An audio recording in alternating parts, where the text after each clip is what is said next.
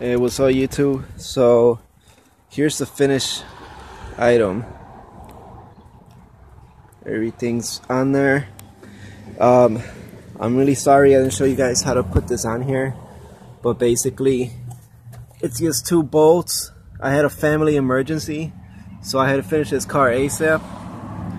So basically, let me do a walkthrough of the stuff you guys missed out. This right here, it's got 2 bolts and a gasket in between that just bolts on. Don't worry about putting this yet. After you guys put this, the next thing I did was my piping for my intercooler. So basically what I did is I started over here and I made my way this way across, under, back over here through the intercooler, back around this way and up to the turbo. And then I put a filter, a pipe with the filter right there, so I won't get any trash inside the turbo and wreck it somehow. And then after that, I went ahead and I put in my blow-off valve, the same thing as the wastegate, 2 bolts on each side and a gasket in between. And then I went ahead and I found the vacuum line to do all my vacuum lines.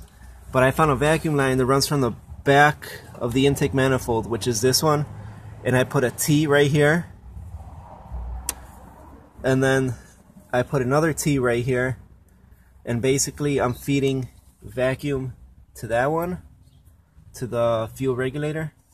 I'm feeding vacuum to the blow-off valve, and then this T right here just splices it that way, down, and then this way where I put another T, and basically this goes to my boost gauge, and then this one goes to my boost controller. So the little arrow points this way. You keep following it onto my wastegate, and then from the little arrow from the center of it, since it's like a T from the center, it comes to the boost controller right here, to the other arrow. And then this is how you adjust, this little knob that's right here is how you adjust your boost. So basically by turning it to the right, that releases more air. Was it to the right? Hold on. Yeah, by turning it to the right, it releases air, and then it'll release it through this valve that's right here. And then afterwards, from the valve, you could adjust it and watch what it's doing on your boost gauge. And that's how the boost controller works. This boost controller needs to be replaced because I really don't like it. So all of this will probably be replaced later on, but for now it'll work pretty good. And then this line, the clear line that I told you that was the boost gauge, it runs all the way inside this way. You can see it right here through the fender, and it plugs to the boost gauge, and it just has a plug in the back, connects right in there, and then it's got 2 wires. One is for ground, the other one I brought it straight down here, and I just hooked it up to a fuse. It's that red wire that you see on the yellow fuse. I wrapped it around the fuse and plugged it in. And basically what happens then is when I turn the key, since it's wrapped around that wire, it goes ahead and gives it power.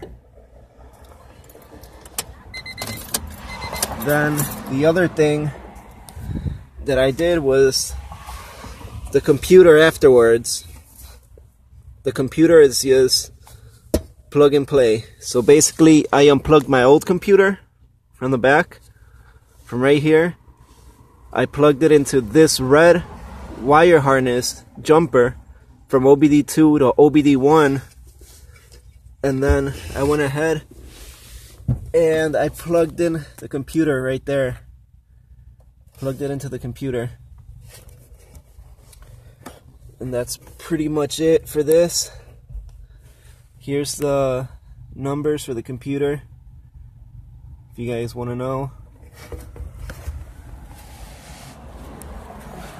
And that's pretty much it. So now let's hear it start. Oh yeah, and before you do your first start, I went over here and I pulled all my plugs out. And then I went inside and I started it. I started it like 4 or 5 times. Why did I do that? To get the oil flowing to the turbo, so the turbo wouldn't be dry when I started it. Then I came back over here, I put the plugs back in, and I started it.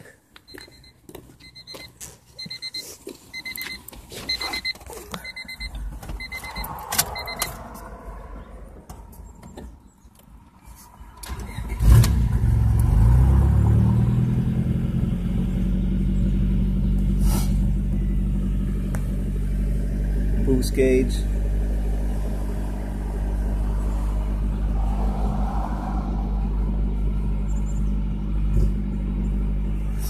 Right now, I'm gonna take it to my tuner, and he's gonna go ahead and it's got like a little weird idle. So he's gonna go ahead and check for vacuums and all that stuff and see if there's anything wrong with it.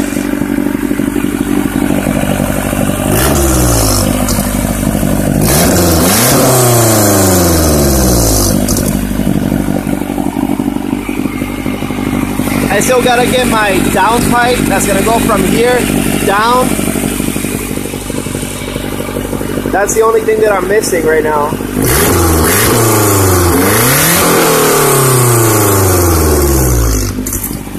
I don't want to rev it up too high. I got my gauge right here working.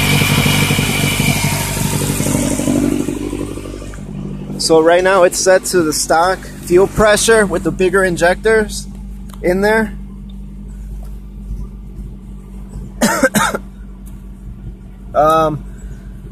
I don't know if I showed you guys how to do the injectors, but basically they're right here. 1, 2, 3, 4. All I did was pull the spool. There's one here and one at the other end, and the fuel rail pops off, and then you put them in, and then it came with this jumper harness. You can see the jumper harness right here to plug it into the stock harness.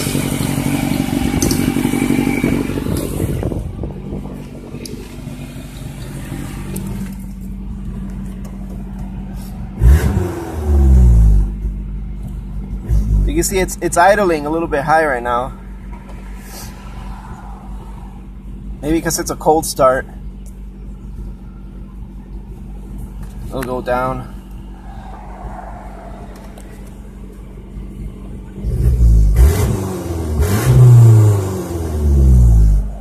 But I took it around the block. I really didn't go into boost that much. I did go into it, but not all the way. And it does pull. It does make this turbo did make a huge difference. I mean, you can feel it. Like, I can feel it on my chest when I give it gas when I go into boost. It's giving me like that force that you feel like when you're inside like a big block, a 350 or a